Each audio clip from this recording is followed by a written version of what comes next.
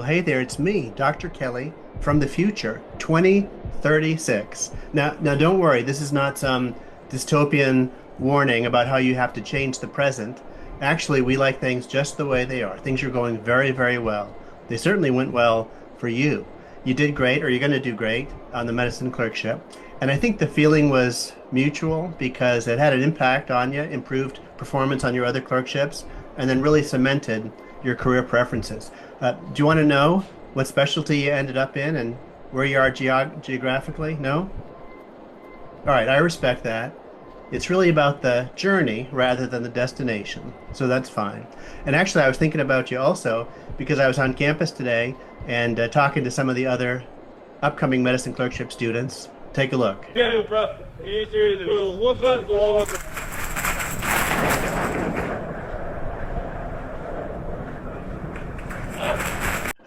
Clerkship students, they never change, although the technology evolves. And yeah, I do look good, don't I, for all these years? I think it's mostly getting to work with fine folks like yourselves year after year.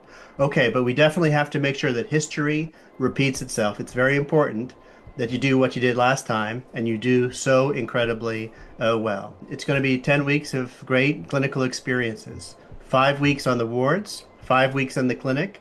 On the wards, you're going to be working with some young interns and residents, great team environment, a lot of fun, under the supervision of an experienced attending.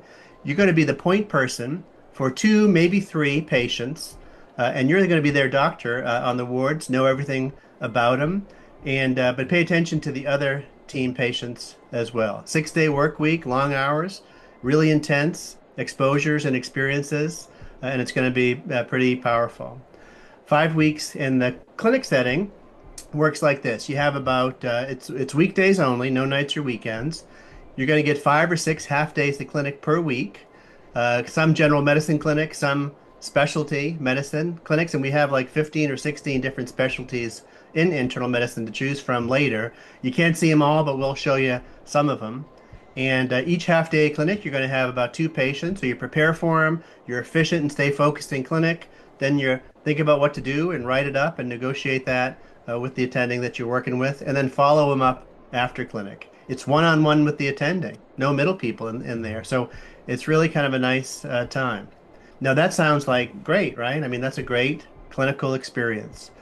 Where's the school in the medical school? Well, it's going to be a few things. Once a week, you're going to get a IGS or interactive group session, really student only didactic. And if for some reason it's not happening at your site, let us know. But you can call in, video call in to a colleague here at Walter Reed Tuesdays at noon. Another session each week is your preceptor session. This is a 2-hour session once a week with really an experienced clinician, a coach. This is a safe space outside your clinical team where you can talk about cases, practice your skills, get a lot of feedback, and it's really very effective. What about homework? We'll break it down pretty easy.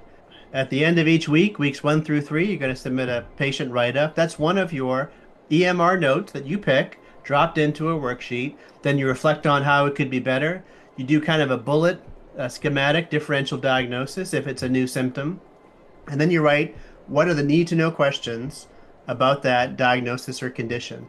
Now, this is probably something you should have done already early in the week when you were caring for that patient, so the weekly assignment should not be that bad. Week 4, you're going to do a reflection paper. It's going to be a reflection on professionalism or leadership, something you saw in the hospital, and you get to pick from a series of paintings or pick one of your own to kind of get you in the right zone. And basically the idea is when you're a physician like you are now in 2036, we want you to keep reflecting back on your day, how you could do better, how you could keep improving. And then don't forget those direct observations that the university wants. Make sure you get one per week. Week 5, there's no homework, and you get that weekend between rounds off. And then week 6, 7, 8, you're going to do another patient write-up in your new setting. And then week 9, there's no homework, and everyone gets that weekend off too to study for the week 10 exam. We may send you some weekly formative quizzes just to keep you thinking. We're also going to send out a weekly Canvas announcement to make sure you stay on pace with your studying and you keep track of all these assignments that you have to. As for exams, you're going to have the NBME shelf exam on the Friday of week 10. Now, week 4, we're going to buy you a practice test voucher so you can kind of get some practice in. Now, for the shelf exam, you need to get a score of 58 to pass. And to be considered for honors, it needs to be a 69, which is the 28th national percentile. But the most important thing is your professionalism and your clinical work. We need you to be a consistent, reliable reporter, making transitions to interpreter by week 10. That's to pass.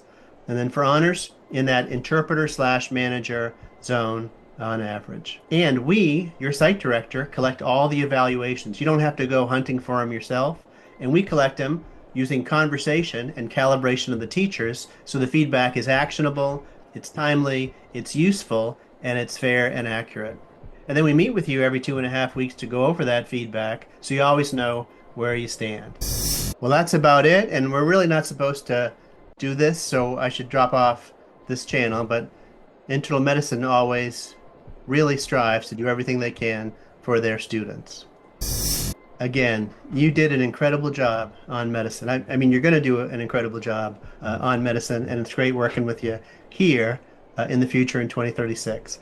All right. Well, I'm going to go. I have to go get permission for something from our AI overlords. I'm just messing with you. No, don't worry about it. It's the future is perfect, and you're a big part of that. You're going to have a great career, and it all starts clinically now.